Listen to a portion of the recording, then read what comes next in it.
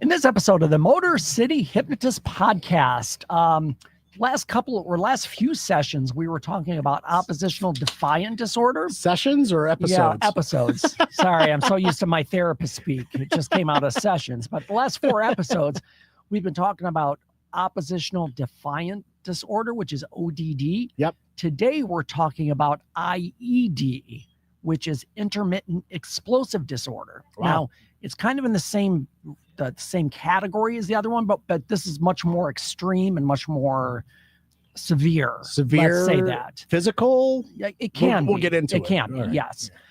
And as usual, we're giving away free stuff. Hang in there, folks. We'll be right back. This sounds like something for the authorities in Detroit. Well, joke's on you. I'm living to 102 and then dying, like the city of Detroit. Guys like this antique over here out of Detroit. Spawned in the hellfires of Motown. Take him to Detroit. No, not Detroit. No, please. Anything but that. No. Stationed in Drambuie. It's worse than Detroit. We did not have, as a unit, the confidence that we felt like we needed to beat Detroit. Let's go to Detroit. Now you're talking, brother. I don't think so. He plays for Detroit now. Do they have many farms in Detroit? Detroit to Michigan. I go to school. I know where Detroit is. Get ready for the Motor City Hypnotist, David R. Wright, originating from the suburbs of Detroit, Michigan. He has hypnotized thousands of people from all over the United States. David R. Wright has been featured on news outlets all across the country and is the clinical director of an outpatient mental health and hypnosis clinic located just south of Detroit, where he helps people daily using the power of hypnosis.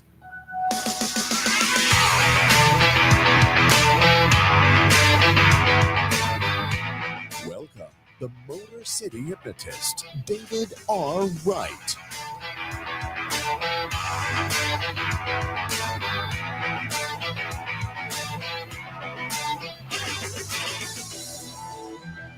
What is going on, my friends? It is David Wright, the Motor City Hypnotist. We're back with another episode of the Motor City Hypnotist podcast. Yeah, you better be. That is Matt Fox, the other voice you hear. It is me. We're hanging out here in the palatial Podcast Your Voice, Southfield Studios. Yeah.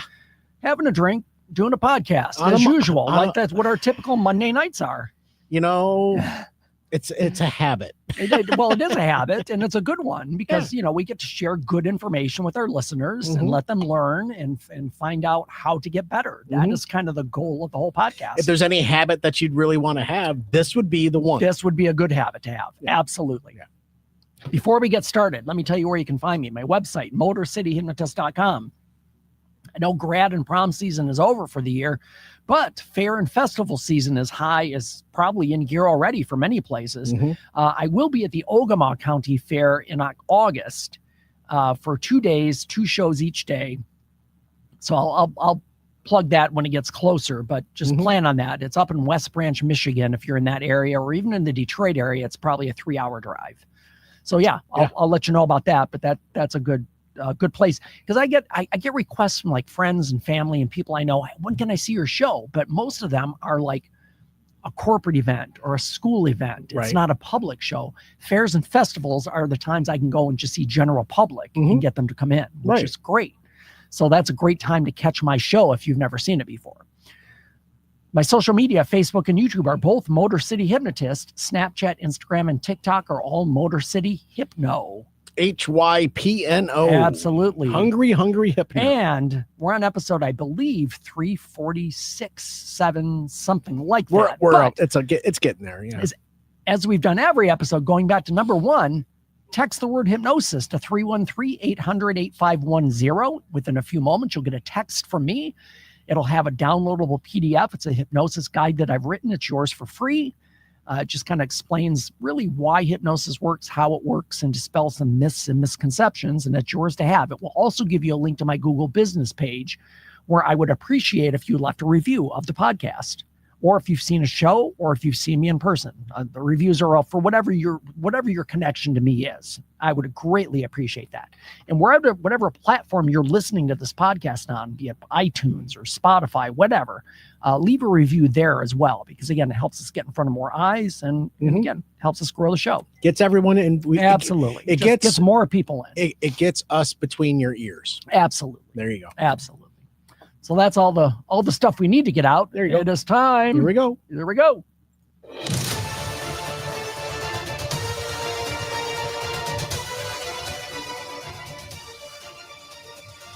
That's how winning is done. Alrighty. So this is kind of I don't say it's an odd story, but the New York Knicks won the NBA championship. Yeah. Which would make most New Yorkers happy. Sure. Except for this guy. Okay. While many in New York City expended every breath in celebration of the Knicks NBA championship win, many others will have held theirs, knowing what happens when passionate American sport fans win titles. Heads up. I already know what's coming. Sure enough, the championship for the New York Knickerbockers in 53 years resulted in arson to many vehicles in the city, including the yellow cab of Mr. Bitat Noureddin. Okay, Bitat. As videos of the frenetic celebrations on the street hit social media, one went viral of Mr. Noureddin being dragged from his taxi, briefly assaulted, and watching in disbelief as a mob of people proceeded to climb atop the car and smash out his windows.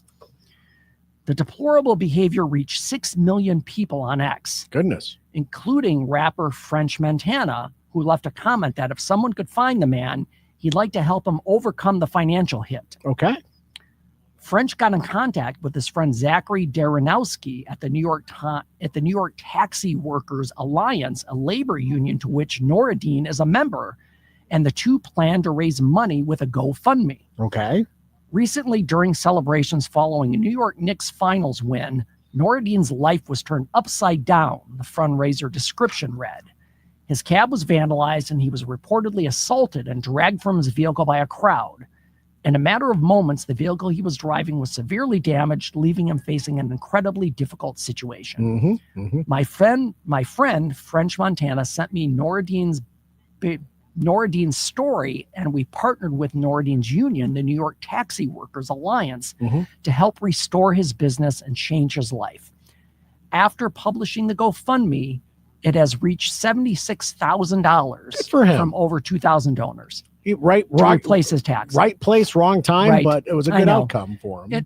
And it's just disappointing because it's a good thing, and then some people got to ruin it and mess it up. Yeah. And this guy's just making a living.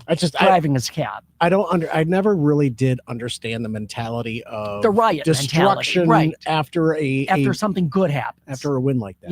Yeah. I just never understood the mentality. I haven't either. And this story is common when teams win championships. I mean, sounds like a disorder that we're about to talk about. Maybe that could be, but anyway, Noureddin, he got the money, get his vehicle fixed. He continue working, continue his career, make himself money. That's his living. I'm glad there's something on the other side for him. You know what, Matt? And I don't want to be negative, but we always have questions after these stories, and I'm like, wouldn't insurance cover this? I'm just, that's a thought in my head. That's all I'm thinking. Is he a 1099 employee? I don't know. See, that's I hate even bringing that up, but the whole point is his property was damaged. People helped out and gave him money, and he continues. Now he gets his cab fixed. Right. That's it. Fair. Definitely winner of the week for sure.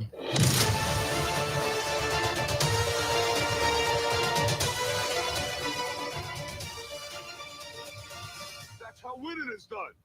Yes, it is. All right, here we go. So, back to it. So from my understanding, this what we're about to talk about, this kind of is hitting close to home for you. You know more than the average person about I do. This. And I will share my personal experiences with this as we go along, because this is a very difficult thing to live with if you have a relative or a spouse or a child or a parent that deals with this. Okay. But what we're talking about is what's called intermittent explosive disorder. It's a diagnosis It's in the DSM-5, and I don't know when this diagnosis came about, but I know it's fairly new, like within the last 30 years or so. Okay. Intermittent explosive disorder. Yes. So it affects far more people than you would think you would realize, but it's rarely talked about. When you say people, is this all ages, or are we just talking about a generation that this is affecting mostly? No, it can be any age, any gender. All right. It's not specific as far as demographics, let's say. All right. So let me just list some things that may or may not pertain to you. Have you ever found yourself exploding over something very small? Oh, yeah. If you've ever thrown something. Sure. If you've ever broken something. That's what happens when you throw something. Yeah, sometimes. Have you yelled at someone that you love? Or later asked yourself, why did I react like that? Yeah. If you can answer those questions, this episode may be for you, because we're going to delve into why these kind of things happen. Okay. And where it comes from. So if somebody close to you deals with this explosive anger issue, it can be scary, it can be frightening, it can be disconcerting. It's very difficult to live with. And it comes out of nowhere. And it comes out seemingly out of nowhere. Okay. And we're going to get into causes of this. So we're going to talk about what this is, what it's not, why it happens, and perhaps the most important thing is that how can you get help with this if this is something you deal with or somebody you know deals with it? Okay. That is kind of and that's the purpose of the podcast, of course, is to explain a situation and say, how can you get better? Sure. Or how can we help? So let's talk about what it is. So intermittent explosive disorder, as I said, is recognized in the Diagnostic Statistical Manual of Mental Disorders, the DSM-5. It's characterized by repeated episodes of impulsive aggression. Now, the key word there is impulsive. So these thoughts or these things, they're not planned out ahead of time. It is sudden and it's immediate, it's impulsive, and it happens. So it's not calculated anger. It's not trying to be manipulative. It isn't revenge. It's like the thinking process is not even there. It just happens. So there's no intent on this. So what happens when you have an episode like this? The emotional brain takes over before the logical brain has time to intervene or examine what's happening. The amygdala? Yeah. And actually, we're going to get into that. Okay. That's a specific area that's affected with this. Okay.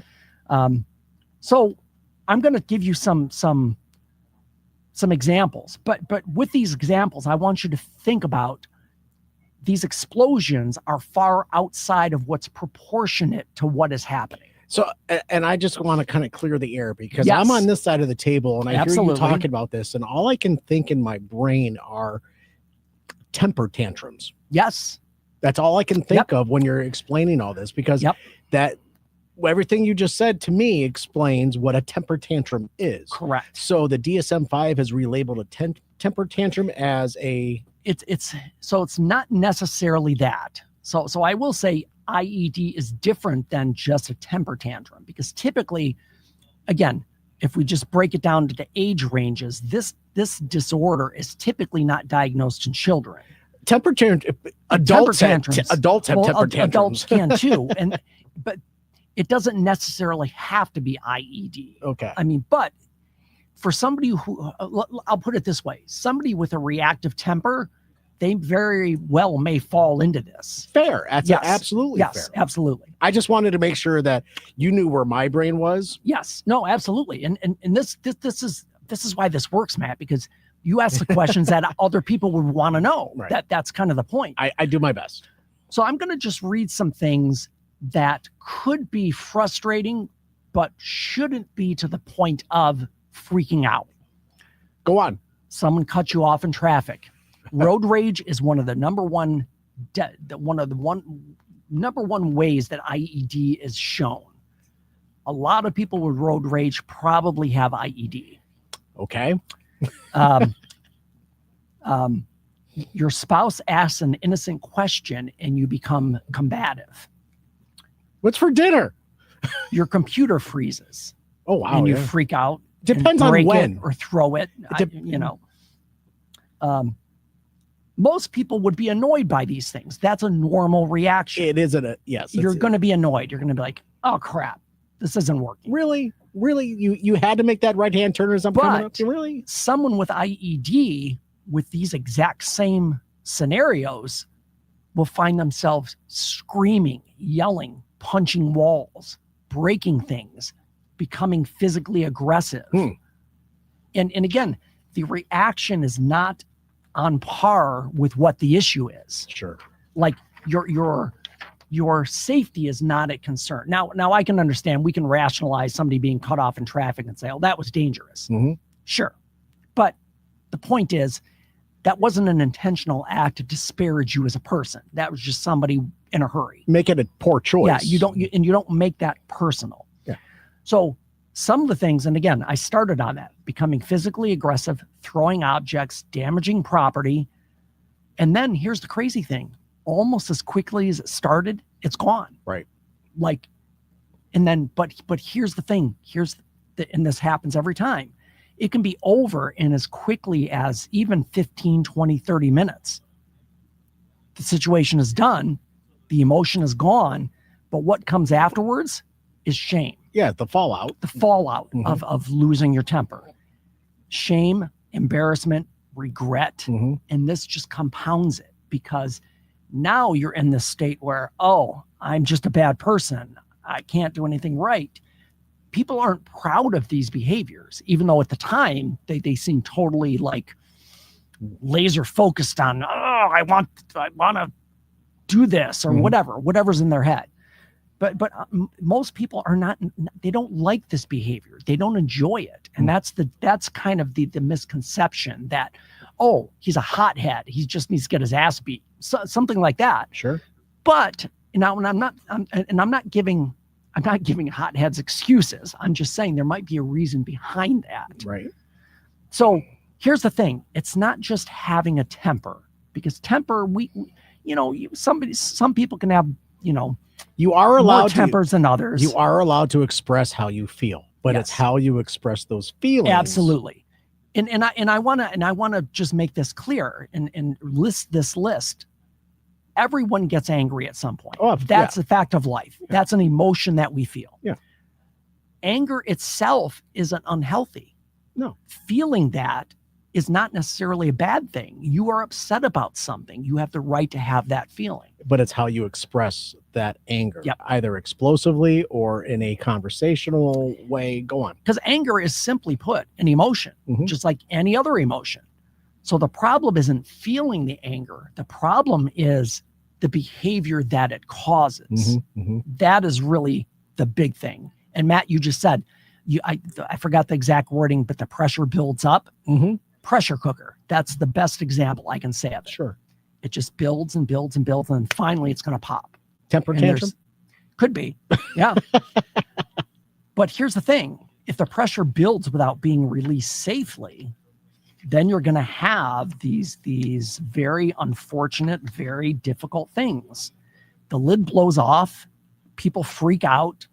People get scared because they don't know what the person's going to do. They might think they might become violent, and they can become violent. In some cases, not all. And again, violence can be a part of it, but it's not a requirement of it, if that makes sense. Okay. So here's the thing. The person doesn't want to react this way, because you might, and again, it's very difficult to be able to take this and look at it objectively, because the human instinct is, you're just being an asshole. Knock it off. But it goes so much deeper than that. So it's not because the person wants to, it's that the nervous system has learned that this explosive release is the quickest way to feel better. All right. So being born in the 70s, growing up in the 80s, clubbing in the late 90s and early 2000s. Okay. Yep. I was raised militarily. Yes. Okay. Well, yeah, you grew up in a military family. In a military family. Yeah. Did I get put in my place as if I would act out, angrily or, did something, in the house to break something or throw something and just, act out, yeah, I got not shamed. I got punished. Yes. I got punished. Yep. I belts came out, right? It was very seldom. Oh no, I know. But that's how that was the punishment for my generation back in the day. Right. In this day and age, this is more prevalent because of how punishment happens today. It could be. There very well could be a connection. And that's honestly, just how I feel. I wish there were some studies that could show data from that. But I have a feeling that a lot of mental disorders have been exacerbated because of different things, because of society, because of social media. I mean, things are different today, and we're going to sound like just like our grandparents, all back in my day. Well, and I get that, but society kind of progresses, and with it, the problems progress as well. Sure, and the society that we're in is people have to be taught the right thing to do, and they're not being shown the right way to do things. I'll take that as fact. The other thing, though, and I'll add to this, somebody with IED might have been taught exactly the way they should have been taught. Fair. But it just didn't. They can't regulate. They can't regulate. They cannot regulate their emotions. It's the properly. Emotional regulation that's the problem. And because that goes back to how they were raised and how they were punished with certain things. Oh, it's time for a timeout. So let me go to what causes IED, because this may address some of those those issues. I have opinions. I have reservations about IED. So really, there isn't one single cause. There isn't one thing to say this is why. But the research has shown that several factors play into this. Okay. Genetics definitely plays a role. Brain chemistry, of course, with most mental illness, that's an issue. You think? Studies suggest differences in serotonin levels. That can be controlled. Be a chemical, right? And it can be regulated. Yep. Here we go. Brain imaging has found changes involving the amygdala. Which you mentioned. The amygdala. Yep. Or amygdala. Or the amygdala. The amygdala. Yeah. Hey, David. So, David. Yeah. Gatorade's better than water. Water sucks. No, it's not Gatorade. It's Brawny. What is it? Gatorade. I'm thinking of the wrong movie. I think I got the Water Boy in my head. Oh no, no. I'm thinking of Idiocracy. Oh, okay. So yeah, when they're watering the stuff with the with the faux Gatorade. Yeah. Hey, water sucks. Gatorade's better. Gatorade. So regarding these imagings, or the imaging has found changes in the it's an emotional alarm system is really what it is. And okay. And the areas of the frontal cortex are responsible for impulse control. Okay. Child experiences matter. That's where we come into how you're raised. And as a child, if you grew up around violence, frequent yelling, unpredictable caregivers, or abuse, you're much more likely to kind of get into this area of IED. So you talk genetics. Do our signs play a role into that? Because I asked the question earlier. Yeah. Are they a Scorpio? No. I mean, I'm not a believer in signs. Okay. I mean, for entertainment, I think it's good, but there's no scientific data to support that. My personal genetics, I'm Irish. Yep. German. I'm Irish as well. German. I got a little bit of Scotch and a little bit of French in me, right? I got I got four different nationalities flowing through my veins. And I drink alcohol. Yeah. So yep. I just there is an emotional control over your brain chemistry. You have the ability to change it, whether it be with medication as a last resort, or therapy, or just simple meditation. Sit back and just breathe, for goodness sakes. But here's the issue with IED, and this is the struggle, because again, the people suffering from this don't want to have these outbursts. They don't want to be angry. Nobody does. And even if they prepare ahead of time, sometimes it's there's no specific, if we do A, B, and C, this will help. But you Because can't every situation is individual. It's all different, but you cannot Absolutely. predict the future. Absolutely. Right. You have to be prepared for any situation that presents itself Right. and act accordingly without losing your top. So as far as the childhood issues, Yes. trauma changes the nervous system. We know that Yeah. from data. Yeah. It does. And when danger has become common, your brain begins to detect danger everywhere, and it attaches it to things that would normally be just simple things. Someone yelling, a disagreement, criticism, frustration. All of these things, as minor as they can be, can activate that fight response, and then you get the response. I was about to say it's going to Yep. be that fight, not the flight. Yes. So for people who experience this, because again, from the outside, like I said, it looks like, oh, that idiot's freaking out. What a hothead, whatever. But here's what people feel when they're dealing with this. You're going to thank Brian Regan for this, but have you Yes. ever seen an individual walk through a spider web from about 50 yards away? I don't believe. Did you see that guy? He just freaked out for no reason. Oh, right. Because you can't see it. Right. Yes. So a lot of people describe it. And again, I'm saying what people have described this feeling as. They feel like they're possessed. They feel like it's not them. It's something's controlling them. That's an interesting thought. Mhm. Okay. They're aware they shouldn't act this way. They know it in their head, but they can't stop themselves from doing The it. devil made me do it. Physical symptoms appear first. Physical symptoms. Physical symptoms. Physical That symptoms. precedes the actual explosion. So the physical symptoms, are they cutting? Are they Heart races. okay? Same, a lot of things. So this disorder could generally fall under the umbrella of anxiety, Okay. in a sense. Okay. So here's where I'll self-disclose and become personal for a while. My son suffers from this disorder. And most of the time,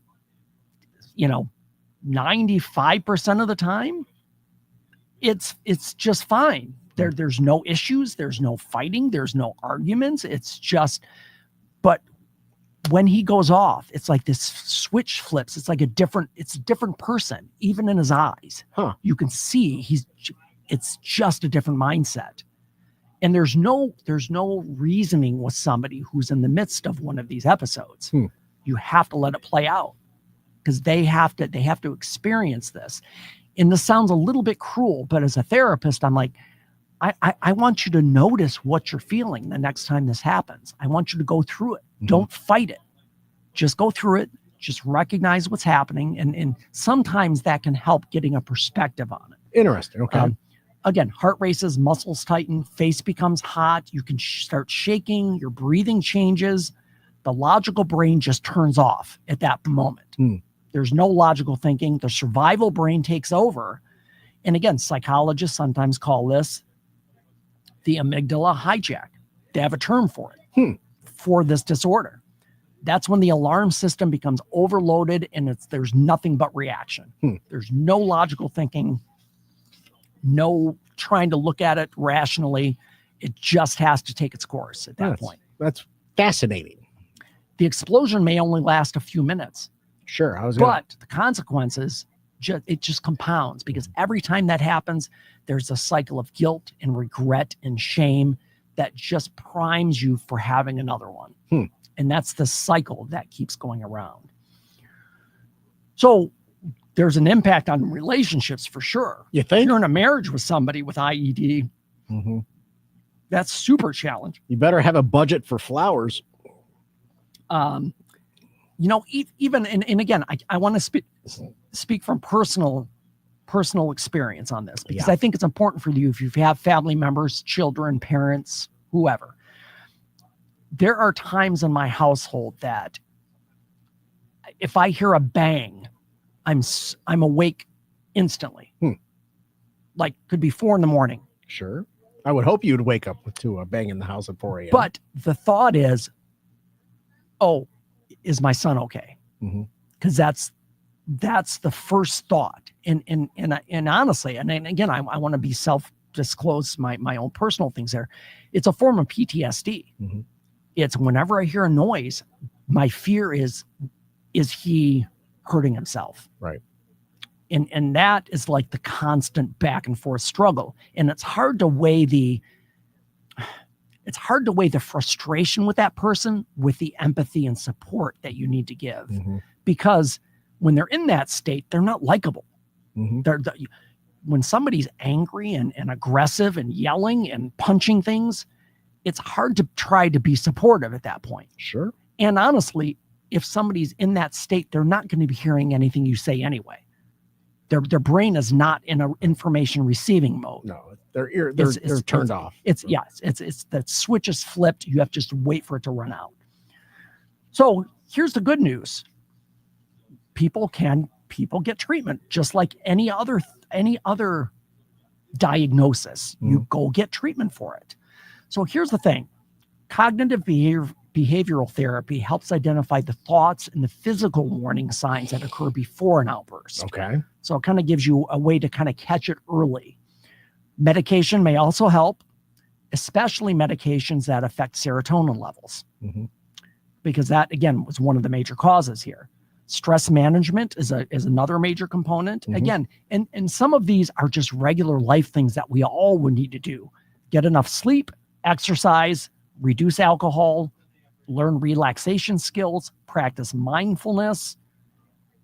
Now, here's the thing. None of these eliminate angry outbursts, but what they do is they bring that baseline lower. So you don't have as far to go. Right. Or you have farther to go to get to that out of control state. So practical strategies. What can you do? Notice your body, notice your thoughts, and ask yourself questions like, am I tense? Am I frustrated? Am I angry? All of these physical symptoms can appear before this thing happens. And here's the things that you can do. Create distance, literally, like just leave the area or get away from the thing that is for whatever reason setting you off. Take a walk. Slow your breathing. Now, and a lot of these techniques are not going to work when you're in the midst of this because there's no rational thinking. But you can do it in between these episodes to, again, bring that baseline down so you're less likely to get to that higher level. Sure. That's the best way to look at it. Mushrooms. Yeah. And here's the thing, people, and I have to be very careful when I say this. I can't recommend something illegal, but pot is legal in Michigan. And I'm not a proponent. I'm not against it, but people have found that pot can help relax them. Oh yeah. And honestly, as a therapist, I'm not, people may disagree with me, but I'd much rather people get high than take a medication. Sure. I just think it's the medicinal properties of cannabis. Yep. You know, cannabinoids and stuff. There are definitely medicinal properties. It's still being researched. There's still a lot we don't know about it. The most that we know about it is people used to do it just to get high. Sure. But as our technology gets better and we can look deeper into impacts and the more studies that we're doing, and the data that's there, there is a reason to use it the right way. Yes, absolutely. And that's kind of what I stress to my clients as well. Yeah. So here's the thing. IED doesn't make you a bad person. And it's very difficult to kind of acknowledge that because from the outside, people are probably judging you as a bad person. Sure. They're going to say you're a hothead, you're mean, you're angry, I don't want to be around you. All of these things can just devastate somebody's self-esteem and their confidence, again, which kind of just compounds the issue to just continue and recur every time some frustration comes about. But change is possible. There are ways to do it. And what we're going to do in next episode, we're going to get in depth on some specific things that you can do or that you can maybe suggest to somebody you know that may be suffering from this disorder. Sure. So we're going to go with part 2 in our next episode. All right. So before we go, and those of you on Facebook Live, stick around. We're going to do one more episode. But before we go, somebody needs a home. Who is it? Charity. Charity needs a home. Is that a hat? No, I thought it was a hat, but it's her butt. Oh, it's her body. Yeah, Oh, just the way okay. the picture's taken. I thought it was a hat too, Matt. And that's one of the things that brought me to this one. Because it does look like a hat, doesn't it? She kind of looks like the dad from Mary Poppins with that Yes. hat on. So Charity is a border collie mixed. She's female. She's 3 years old. Okay. She's a Detroit dog rescue. Again, this looks a little bit different because our website's going through some construction, but it's still there. Charity is still at Detroit Dog Rescue as of today. Anyway, She's a puppy and she needs love. Yep, she does. She needs a home. Excellent. DetroitDogRescue.com/adopt. Give Charity a home. Alrighty, folks, that is our episode for today. Again, Facebook Live people, stick around. We're going to do one more episode. Those of you on audio, skip ahead to the next episode. If it's not there, it will be there on Tuesday or Thursday. Love it. In the meantime, change your thinking, change your life, laugh hard, run fast, be kind. We'll see you next time.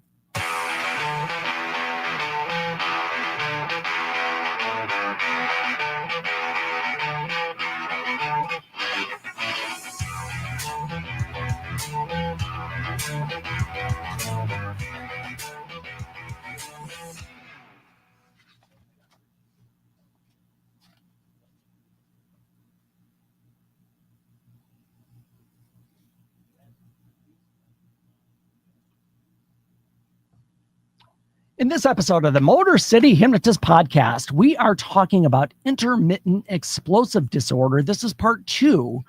If you didn't listen to part 1, you can jump back and listen to that episode and be caught up with us, or you can listen to this one and go back. You'll get the information either way, both ways. And we're giving away free stuff. Hang in there, folks. We'll be right back. This sounds like something for the authorities in Detroit. Well, joke's on you. I'm living to 102 and then dying, like the city of Detroit. Guys like this antique over here out of Detroit. Spawn in the hellfires of Motown. Take him to Detroit. No! No, not Detroit! No! No, please! Anything but that! No! Stationed in Drambuie. It's worse than Detroit. We did not have, as a unit, the confidence that we felt like we needed to beat Detroit. Let's go to Detroit. Now you're talking, brother. I don't think so. He plays for Detroit now. Do they have many farms in Detroit? Detroit to Michigan. I go to school. I know where Detroit is. Get ready for the Motor City Hypnotist, David R. Wright, originating from the suburbs of Detroit, Michigan. He has hypnotized thousands of people from all over the United States. David R. Wright has been featured on news outlets all across the country and is the clinical director of an outpatient mental health and hypnosis clinic located just south of Detroit, where he helps people daily using the power of hypnosis.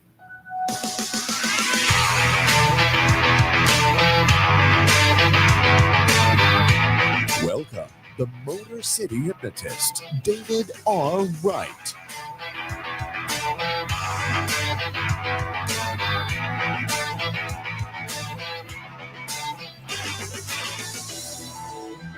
What is going on, my friends? It is David Wright, the Motor City Hypnotist. We are back with another episode of the Motor City Hypnotist podcast. We are, and did you know? Did you know?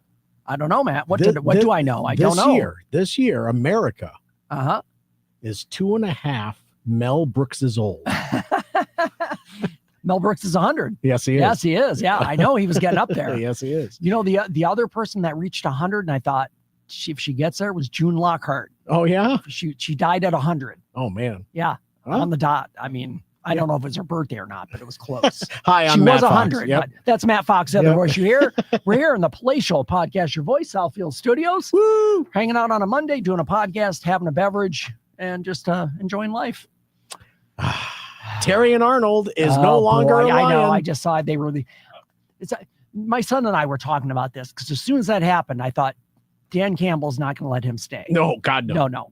Because I mean, and I would have been disappointed had he let him stay because he preaches this culture and this approach that he says, if you don't buy into it, you're not on our team. So I'm in a way, I'm kind of glad to see that happen. Yeah. Yeah, it's just right. He made poor choices. Yes, and he made poor choices. There's no reason for him to flourish in a career when there are other people that are just as talented, that whose noses are clean. They're going to do the right thing. Exactly. Absolutely. Sorry. So let me tell you, folks, where you can find me. My website is motorcityhypnotist.com. Check that out. All kinds of good information on there, especially if you want to book a show, whether it be for your fair or festival. I know we're into like summer season, so a lot of fairs and festivals looking for entertainment. Check that out. I will be at the Ogama County Fair in August. I believe it's August.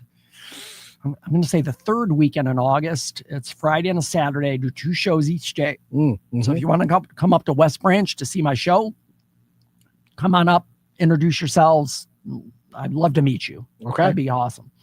My social media, Facebook and YouTube, are both Motor City Hypnotist. Snapchat, Instagram, and TikTok are all Motor City Hypno. HYPNO. Yep. And as we've done every episode, going back to number 1, text the word hypnosis to 313-800-8510. Within a few moments, you'll get a text message from me with a downloadable PDF. It's a hypnosis guide that I've written. And you'll also get a link to my Google business page where you could leave a review, which would be greatly appreciated. And whatever platform you're listening on, whether it's iTunes or Spotify or Stitcher, wherever, leave a review there, because that also helps us get in front of more people and grow the show, which is what we want to do. We want to help everybody. So as much more as we people can get, yes, better it is for you, and better it is for us. So, all righty, it's time, Matt. Oh, here we go.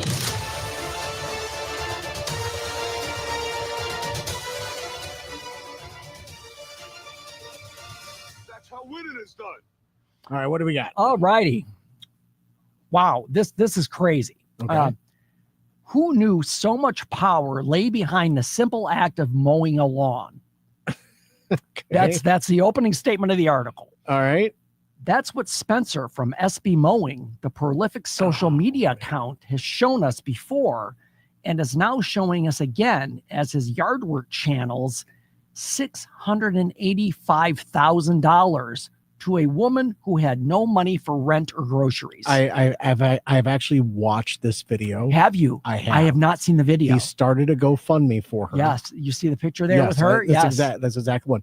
This cat, he goes around the country mowing lawns that really need it. I watched his channel, and I've not seen this one specifically. I have seen this one. There are two, I know of his channel, though, because I've seen him before. There are 2 parts. The one when he first meets her saying, hey, I would really like to mow your lawn. Right. And the question was, what do you charge? And he says, it's free. This is what because I do. I have a YouTube channel. Channel.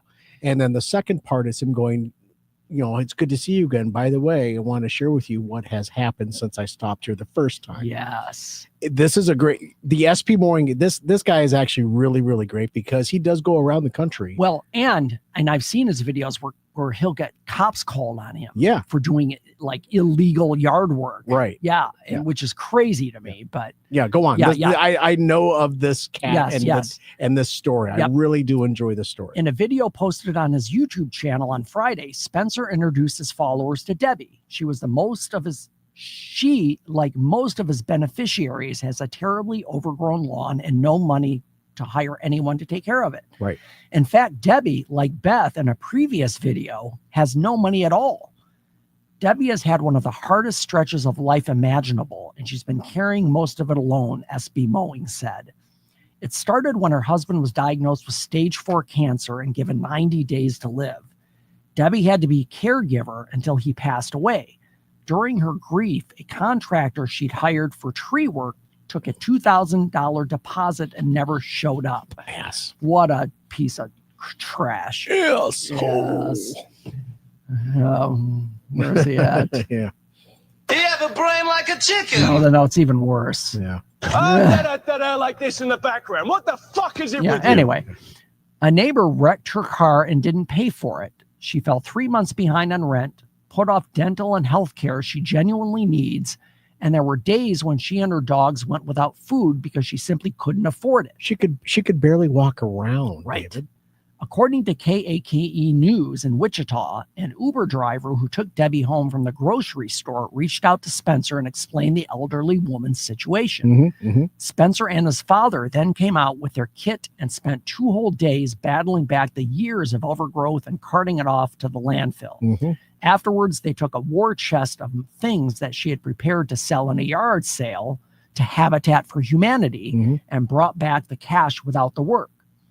Spencer's nonprofit, SB Mow It Forward, took care of Debbie's 3 months of back rent.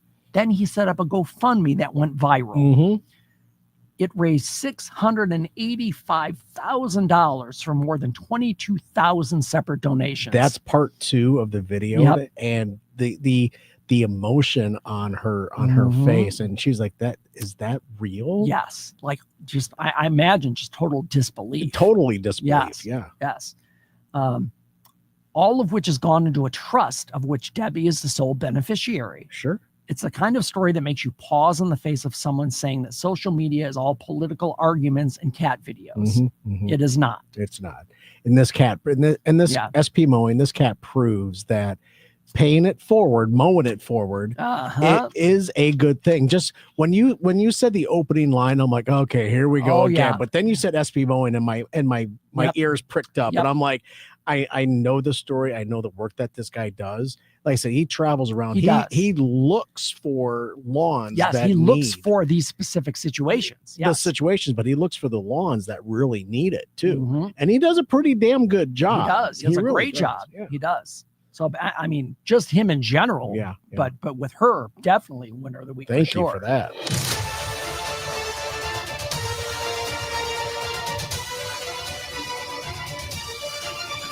That's how winning is done. Yes, it is. It is. Yes, it is. So, back to it. Yeah, thank you for bringing that cat up. Yeah, Yes. I see that channel all the time. It's in my algorithm because I see it all the time, and I watch. But I did not see that one. I will look for that because now I want to watch it since we had the story. Yep. So here we are, folks. Intermittent explosive disorder, part 2. So we talked in the last episode what it is, how it affects people, what the symptoms are. But today, what we're going to look at is talking about recovery and taking back control of something that seems out of control for a lot of people. As the individual having been Yes, diagnosed as the individual with this, having that. are we going to look at the other side of the equation of the spouse, the partner, the family member as well? Yep. Okay. Definitely. Okay. So we talked about what it is. Now we're going to talk about the most important thing, which is recovery. Okay. How do we address this issue now that it's here? Okay. Because again, it can feel overwhelming. It feels like you have no control over anything. But here's the thing. People can recover. People can change. Brains can change if you train them to act differently, and lives can improve. There are ways to rewire your thinking. So let's get into the next part of this. The brain can change. One of the greatest discoveries in neuroscience is neuroplasticity. If you've heard that term, you may have not heard that term. It's a way to create new neural pathways in your brain. By thinking differently or doing things differently, you can think differently. Neuroplasticity is what happens when somebody has a stroke. Yes. If they have to relearn certain ways to do things, and the brain is responsible for. Another great example of that, Matt, is somebody who has aphasia. I don't know if you know that term. I know aphasia, but it's the inability to recall words or ideas or the thing you're thinking of. But these people are able to rewire their brains to work around the blockage and get the information they need. So it can be done, and I've seen it. I worked.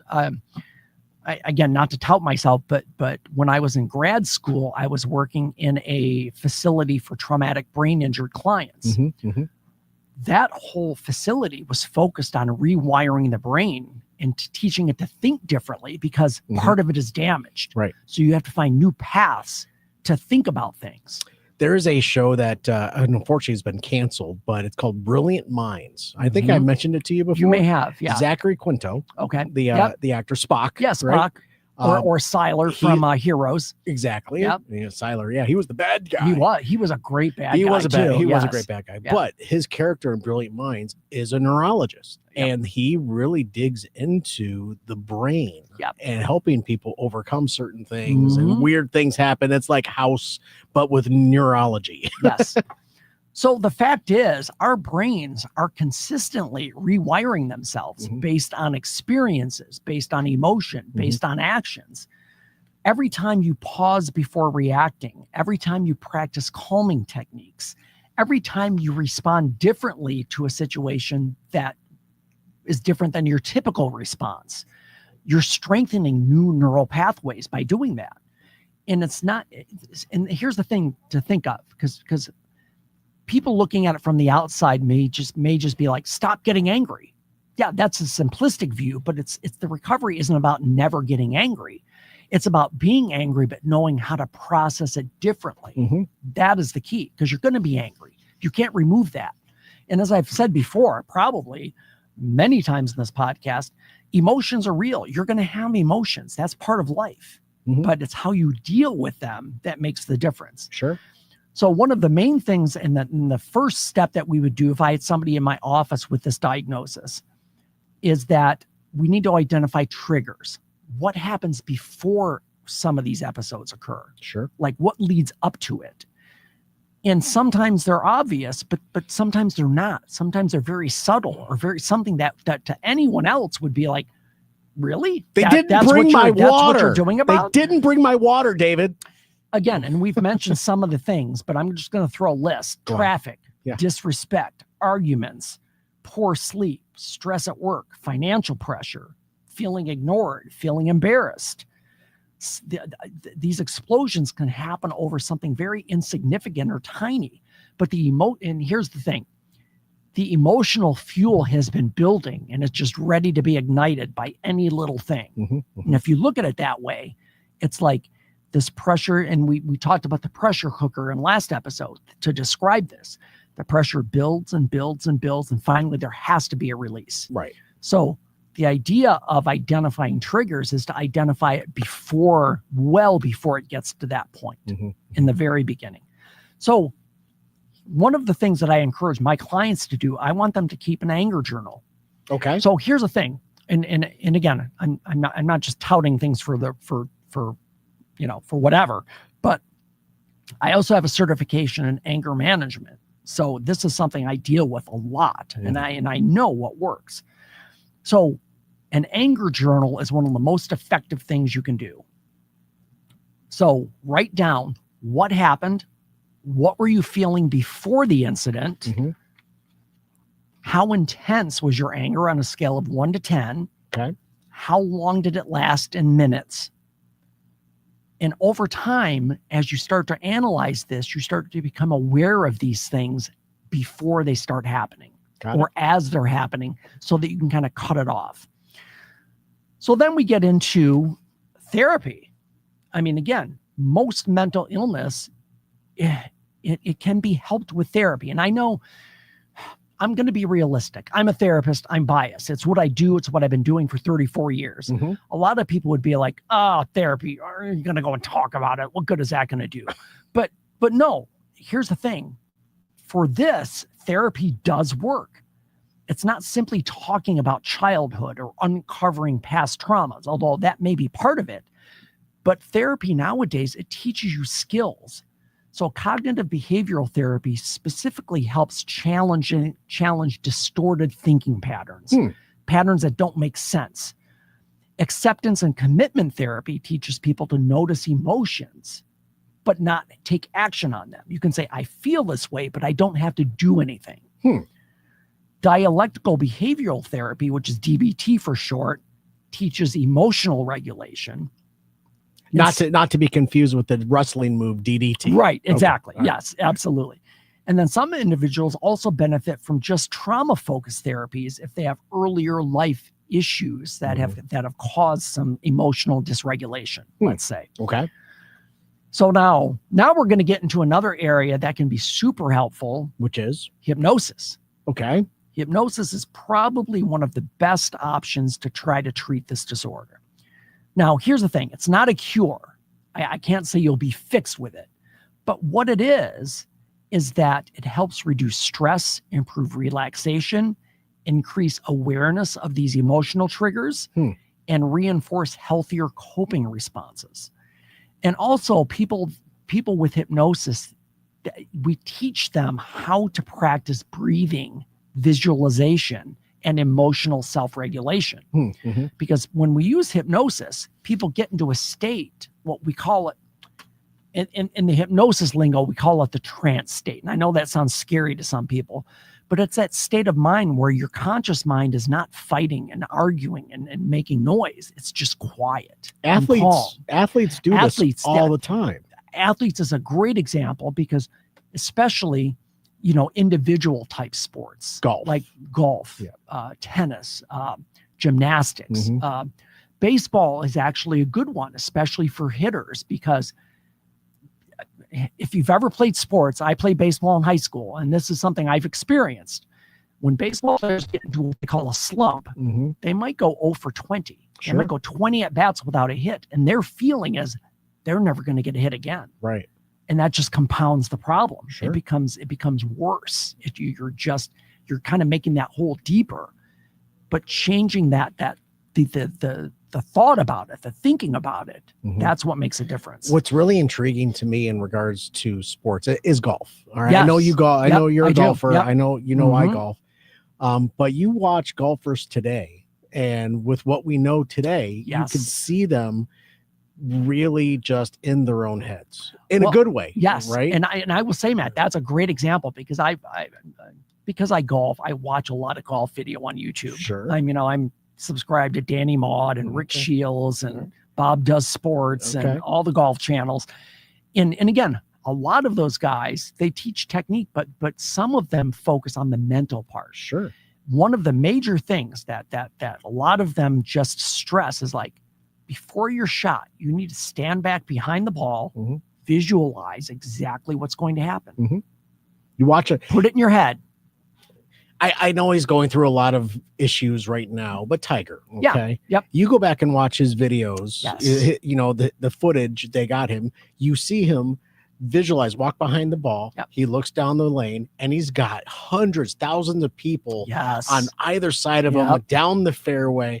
He's so laser focused, locked in. That is that state of trance that you're referring to. Yes, absolutely. Right. Go on. Yes. So the other thing that we have to look at with IED is it can damage relationships. And you can imagine if somebody's always, I shouldn't say always, but with IED, people freak out, and that scares people. People fear for their safety. They are concerned about the safety of the individual experiencing this. So one of the big things is repairing relationships. But what this does, it's not you giving in and just saying, oh, they win. It's not like that at all. The apologies that you give help you heal. It helps you feel better. Because when you have these episodes, you feel guilt, you feel bad about them. You feel bad about the people that were affected by it. So healing isn't just internal. Apologies are necessary. So, but here's the thing. This is not an apology. I'm sorry, I couldn't help it. Yeah, that's not an apology. The tough part of that is if you do have a spouse, family member that holds a grudge, and they hold that grudge so long that it comes back 3 years later, you might have another episode. Sure. And then they bring what happened 3 years back. Sure. That grudge is there. That is not helpful. No. It's when you hold on to things, it's never helpful. No. But the apology for people who are dealing with this, the apology should be, I hurt you. I take responsibility. I'm working to do better. That is the best way to address it. Because trust returns then, and the people can at least understand because here's the dynamic, and I've seen it in my office numerous times doing family therapy. Somebody with IED, they're looked at as the bad guy. Right. He's ruining our marriage. He's ruining our family. His behaviors, we can't take it anymore. But they're not looking at it as a mental illness. They're looking at it as the person just being an asshole, and that's not what it is. That this is not in their control. And I know that sounds like a cop-out or an excuse. It's pseudo, yes, but at the same time, there's a reason why. Right. And let's figure out the reason why. Absolutely. And it could be the family household dynamic at that point in time. It could be, and it could be something that Maybe the parents were always very aggressive and punitive, and I don't know. There are a lot of factors that could play in. Yeah. Everyone's different. So here's the thing that you have to do if you have IEDs. You have to build new habits. This would go back to the neuroplasticity idea. We have to create new neural pathways in your mind. Daily habits matter. So, and these are common sense things, but these are so important. Daily exercise. Yeah. Walking, jogging, working out, whatever it is. Sleeping at least 7 to 8 hours every night. The best you on can. a normal schedule. The best you can. The best you can. Mindfulness techniques. Again, just being aware of what's going on, what's happening right in this moment. Breathing exercises. Eating habits. You need to eat well to feel well. And again, these sound so simplistic, but these make a huge difference. Here's something that I'm aware of, but I've never seen it stated in an article or study. Low blood sugar can cause irritability. Oh yeah. So people who have diabetes, that may play into this. They sometimes they call it hangry, but it's just real. It's just the blood sugar's low. Yep. So so maybe you feel like maybe this is me, because I get these things where I just lose my mind and I flip out and I don't know why. So when should you seek help? Number one, after you get a Snickers bar. If you've ever become physically violent. Okay. Yeah. It doesn't matter if it's one time or 100. If it's happened once, that's an issue. You One need time to is get a- help. one One time time is is enough. If you've ever involved a weapon, weapon could be a glass thrown at somebody. Right. I'm not talking about firearms necessarily or knives, but anything that could hurt someone. Yeah. Candlestick in the study. If you frighten your children, if someone has ever been injured because of your behavior, if any of those things are happening, you need to get help immediately. Sure. Because what will happen is that there might be one instance where you go too far and it's something you can't take back or can't fix. Right. If you seriously injure somebody, that it's hard to come back from that. Very. And here's the thing. The shame comes from the act of doing it and the shame afterwards. But the big thing is get help, because that's much less shameful than hurting a family member or friend or child. That is the big thing. So here's the thing. If you're listening to this episode, you might have some connection to this, whether it's you, whether it's a family member. The biggest thing is your actions in those few moments when you're experiencing this does not define you. No. That isn't, and I've said this to clients, and I've said it probably on this podcast. You're not your diagnosis. And I stress this to clients a lot. I'll get clients that come in first session. They say, "Oh, I had a therapist years ago. They diagnosed me as schizophrenic." And I'm like, "Okay, well, that's fine, but let's talk and see where I believe you're at." And a lot of times people take a hold of a diagnosis and that becomes their personality. They kind of embrace it rather than saying, "Oh, well, what can I do to get better?" Right. I'm going to live with it and Right. just. Exactly. So the big thing is you're not your diagnosis and you're not broken. Your brain is a organ that produces patterns, and it works in patterns. But here's the big thing. Your brain can learn new patterns. It can. Now, it might be difficult. It's not perfect. It may take some time. But if you're committed to changing your thinking, you can do that. And that's why hypnosis becomes a very effective tool at just calming down the brain. Because again, in theory, well, in practice also, I'm saying in theory like it doesn't exist, but when we do hypnosis, it's the most relaxed you can be without being asleep. And I guarantee if you had that feeling instead of this uprising of emotion and anger, it's going to be less likely to happen because your mind is in that calm, relaxed state. And learning to just get there as quickly as you can when you're feeling any sort of frustration or any type, again, we need to take action when that first little thing starts to happen that makes you feel like, I feel frustrated. You have to take action immediately. An IED is I'm sorry, you've said it so many times. It's fine. IED. Intermittent explosive disorder. Intermittent explosive disorder. Yep. You just look on social media pages, you just look around you, and you can see that it's affecting a lot of people around. Absolutely. You. And you need to be cognizant of those things, but then also as a supporter, as someone that can help them. Right. Do you want to put yourself into that situation? Are you going to fight or flight? Right. If you see it, are you going to walk away, or are you going to become a part of the solution? And to be fair, Matt, the natural instinct of most human beings are to get away from it. Sure. Nobody wants to see somebody punching walls or throwing things or yelling or screaming. We want to get away from that as quickly as we can. The problem is, what if it's your child? What if it's your parent? What if it's your sibling? What if it's your best friend? And again, I don't want to make excuses, because behavior is behavior, but we have to look at the reasons for it and say, you can set boundaries, but still be supportive. Got it. That is the key thing. That's fair. And you can just say, listen, I'm not going to be around you when you're like this. I'm here to support you if you want to get help. Right. That is the big thing. Man. And as I've said to so many clients over the years, every client that comes into my office the first time, everybody's effed up. Everybody has things they need to work on. Nobody's perfect. There are degrees, of course, but if somebody's working on something, then support them with that. Even if it's not perfect, it's never going to be perfect. Healing is a progress. It doesn't happen overnight. Sure. It's change over time. And here's the thing.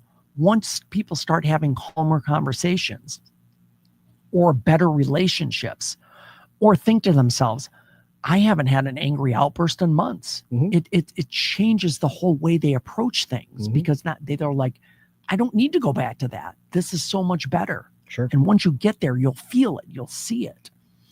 So here's the thing. If you have this, or somebody that does, definitely seek out treatment. That's the best thing. Got it. And again, implement some of the strategies we've talked about as far as an anger journal. I think that is probably one of the most effective things, because it makes you aware of what happens before you freak out.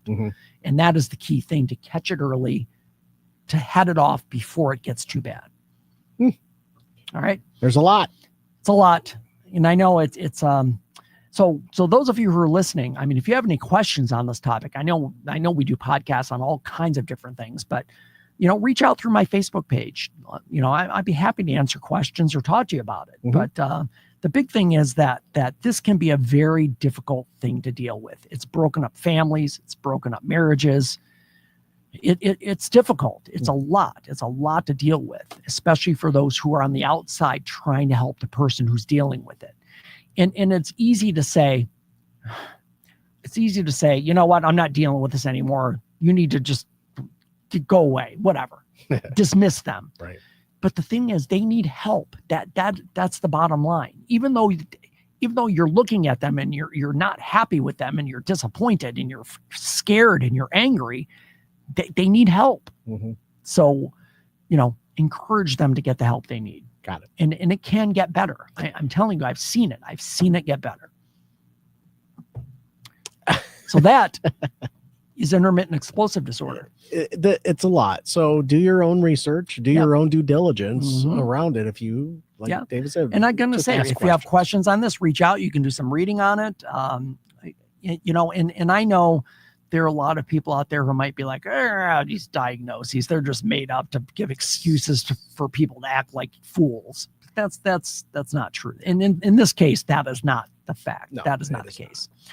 All right, folks, that is our episode, Intermittent Explosive Disorder. So before we go, somebody needs a home. Who would be? Paulo. Paulo's I've never heard of this dog. Okay. A Catahoula leopard dog. Catahoula leopard dog? Let me see this. He's 3 years old. He's a male. He's 61 pounds. Okay. Paulo. Catahoula. Look at the marbling on that young man. Holy shnikes. Well, and I have a feeling that's why it's called a leopard dog. Yeah. That would be my guess. Look at those spots. Brown, black, gray. Yeah. He's a handsome dude. Yeah, he is. He's got really bright eyes Yeah, too. he's got those. He's got those white blue eyes. Yeah. So anyway, Paulo needs a home. DetroitDogRescue.com/adopt. Please do it. Give him look at him. He just wants to sit on your bed and just relax. That's what he's doing right now. Go and get him. Yeah. Alrighty, folks, that is our show. We'll be back next week. I don't know what we're going to talk about, but it'll probably be good. Who knows? We know. In the meantime, change your thinking, change your life, laugh hard, run fast, be kind. We'll see you next time.